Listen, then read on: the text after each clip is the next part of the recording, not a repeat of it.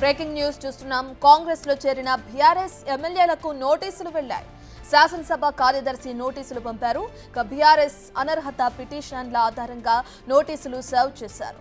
వివరణ ఇచ్చేందుకు సమయం కావాలని అటు ఎమ్మెల్యేలు కోరారు.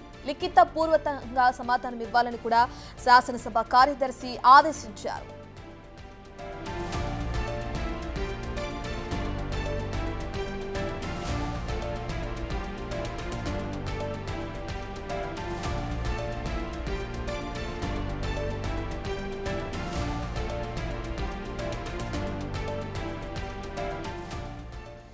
ఇక కాంగ్రెస్ లో చేరిన బీఆర్ఎస్ ఎమ్మెల్యేలు ఎవరైతే ఉన్నారో వాళ్ళకి నోటీసులు వెళ్లాయి. దానికి సంబంధించిన బ్రేకింగ్ న్యూస్ చూస్తున్నాం.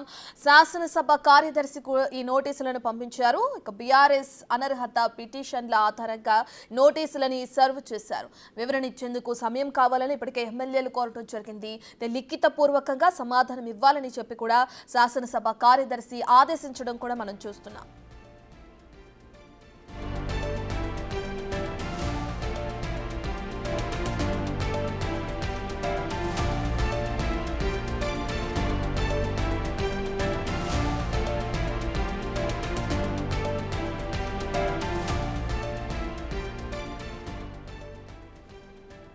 ఇదే విషయానికి సంబంధించిన పూర్తి డీటెయిల్స్ అందించడానికి మా ప్రతినిధి వాసు లైవ్ లో జాయిన్ అవుతున్నారు.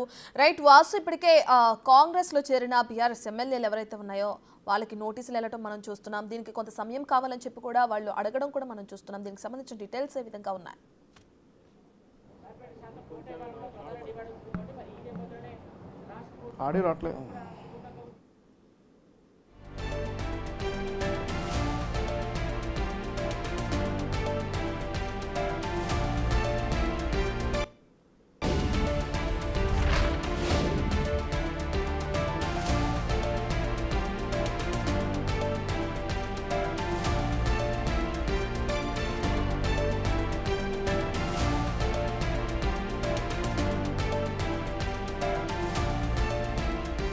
ఇక కాంగ్రెస్ లో చేరిన బీఆర్ఎస్ ఎమ్మెల్యేలకి సంబంధించి ఇప్పటికే నోటీసులు జారీ అయినాయి.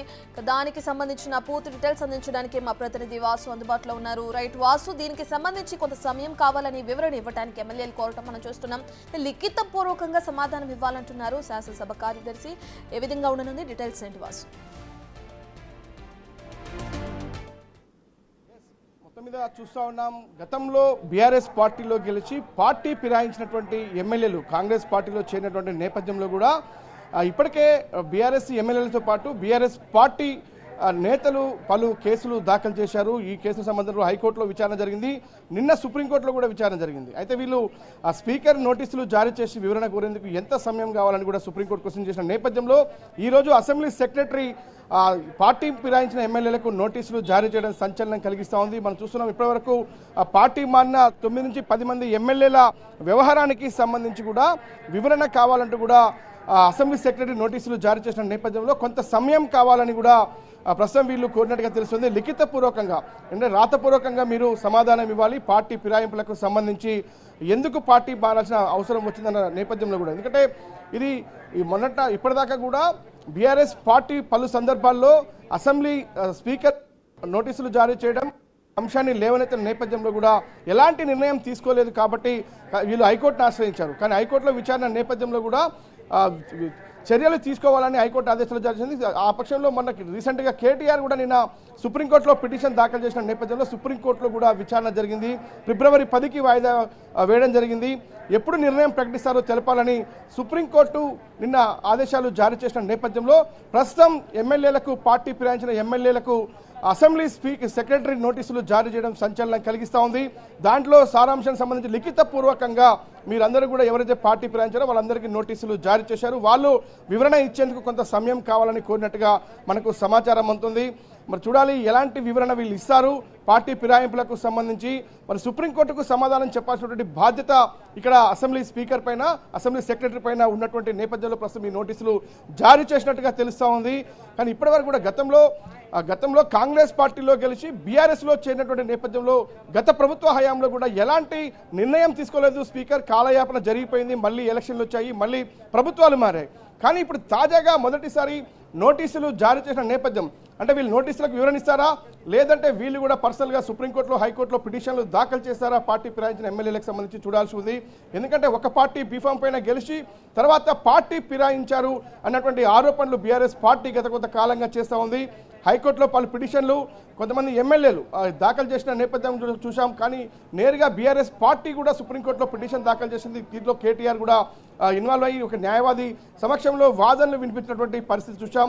కానీ నిన్న సుప్రీంకోర్టులో విచారణ నేపథ్యంలో కూడా ప్రతివాదులందరికీ నోటీసులు జారీ చేయాలి, పిటిషన్ కాపీలు అందజేయాలని కూడా సుప్రీంకోర్టు ఆదేశిస్తూ ఫిబ్రవరి 10కి కేసు వాయిదా వేసిన నేపథ్యంలో సుప్రీంకోర్టులో అత్యున్నత న్యాయస్థానంలో విచారణ సాగుతున్నటువంటి నేపథ్యంలో ఎలాంటి ఇబ్బందులు రాకుండా ఉండేందుకే ప్రస్తుతం అసెంబ్లీ సెక్రటరీ ఈ యొక్క నోటీసులు జారీ చేశారు పార్టీ ఫిరాయించిన ఎమ్మెల్యేలకు. మరి వీళ్ళు ఎలాంటి వివరణ ఇవ్వబోతా ఉన్నారు?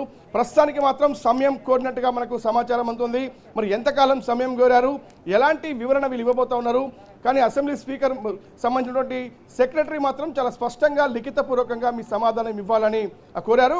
వీళ్ళు ఇచ్చినటువంటి సమాధానాన్ని రేపు సుప్రీంకోర్టులో వీళ్ళు కౌంటర్ ఫైల్ కావచ్చు లేదంటే వివరణ రూపంలో కానీ సుప్రీంకోర్టు ఇచ్చేటువంటి అవకాశం కనిపిస్తూ ఉంది. అంటే స్పీకర్ పూర్తిగా కూడా తనకు తానుగా వివరణ ఇచ్చే పరిస్థితి రాకుండా అసెంబ్లీ సెక్రటరీ ఎమ్మెల్యే ద్వారా ఈ వీళ్ళకి ఇచ్చినటువంటి నోటీసులకు ఇచ్చే సమాధానాన్ని రేపు సుప్రీంకోర్టులో కూడా ప్రొడ్యూస్ చేయబోతున్నారు. సుప్రీంకోర్టులో అది నివేదిక రూపంలో ఇస్తారా లేదంటే మరొక కౌంటర్గా వీళ్ళు ఇస్తారా అని చూడాల్సి ఉంది. ఎందుకంటే సుప్రీంకోర్టు చాలా స్పష్టంగా తదుపరి విచారణ లోపు ఎప్పుడు మీరు నిర్ణయం తీసుకుంటారు, ఎప్పుడు మీరు సమాధానం ఇస్తారు అన్న అంశానికి సంబంధించి స్పష్టమైనటువంటి ఆదేశాలు జారీ అయినాయి. కాబట్టి ప్రస్తుతం అయితే ఈ నోటీసులు అందినట్టుగా తెలుస్తోంది. దీనికి సంబంధించి మరి ఎమ్మెల్యేలు ఇవ్వబోయేటువంటి వివరణ చాలా కీలకం కాబోతోంది. పార్టీ ఫిరాయింపులకు సంబంధించి ఎందుకు పార్టీ మారాల్సి వచ్చింది, మరి పార్టీ మారామని చెప్తారా మారలేదని చెప్తారా, ఎలాంటి అంశాలను వాళ్ళు రేపు నోటీసుకు వివరణ ఇవ్వబోతా ఉన్నారో అది చాలా కీలకంగా మారనుంది. ఎందుకంటే మన గత దేశంలో ఉన్నటువంటి ప్రతి ప్రభుత్వ హయాంలో కూడా అనేక రాష్ట్రాల్లో కూడా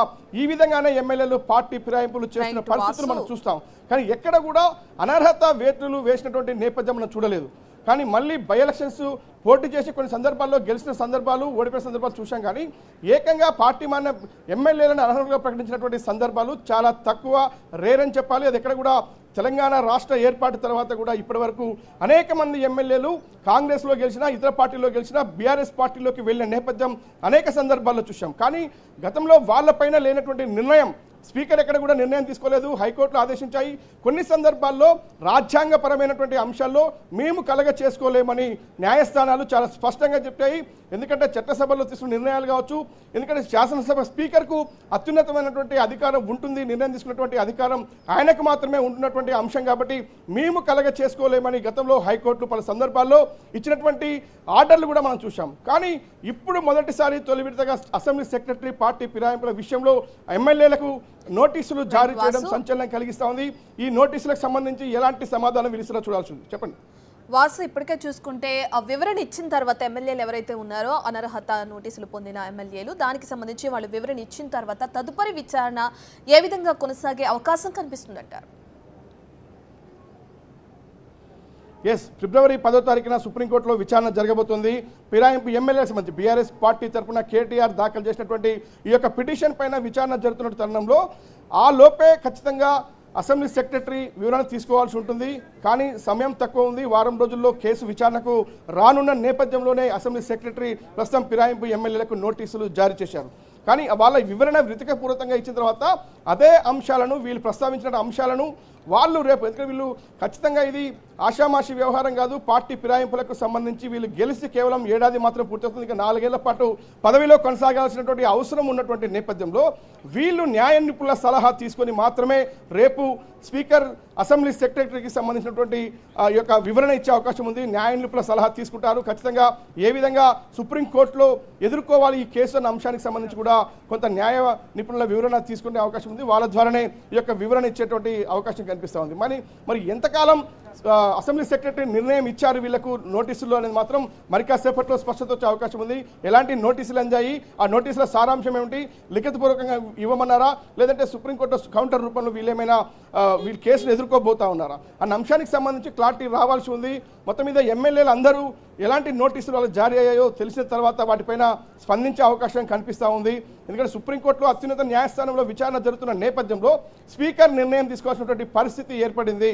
అంటే ఖచ్చితంగా వివరణ రూపంలో అది నిర్ణయం తీసుకుంటారా, వీళ్ళపైన చర్యలు తీసుకుంటారా అన్న అంశం పక్కన పెడితే వాటికి ముందు ఖచ్చితంగా వీళ్ళ వివరణ కోరాల్సినటువంటి అవసరం మాత్రం కనిపిస్తూ ఉంది. కాబట్టి ఈ నోటీసుల జారీ జరిగింది. ఆ నోటీసులకు సంబంధించినటువంటి సమాధానం వచ్చిన తర్వాత ఒక కీలకమైనటువంటి నిర్ణయం వెలువడే అవకాశం ఉంది. సుప్రీంకోర్టు ఆదేశాల మేరకే ఆ నిర్ణయం తీసుకునే అవకాశం కూడా మనకు కనిపిస్తూ ఉంది. కానీ గతంలో హైకోర్టులో అయితే ఈ యొక్క రాజ్యాంగపరమైనటువంటి అంశం కాబట్టి అసెంబ్లీ శాసనసభలో చేసేటువంటి నిర్ణయాలకు సంబంధించి మేము కలగ చేసుకోలేమని పలు సందర్భాల్లో చెప్పినటువంటి నేపథ్యంలో మరి సుప్రీంకోర్టు ఏం చెప్పబోతోంది, రేపు అసెంబ్లీ స్పీకర్ నిర్ణయానికే వదిలేస్తుందా, లేదంటే వీళ్ళపైన చర్యలు తీసుకోమని ఆదేశిస్తుందా, లేదంటే ఆలోపే చర్యలకు మేము సిద్ధమయ్యామని అసెంబ్లీ సెక్రటరీ రేపు వివరణ ఇస్తారా? అంటే ఇవన్నీ కూడా కొన్ని అనేక రకాల ప్రశ్నలు ఉత్పన్నమవుతున్నాయి.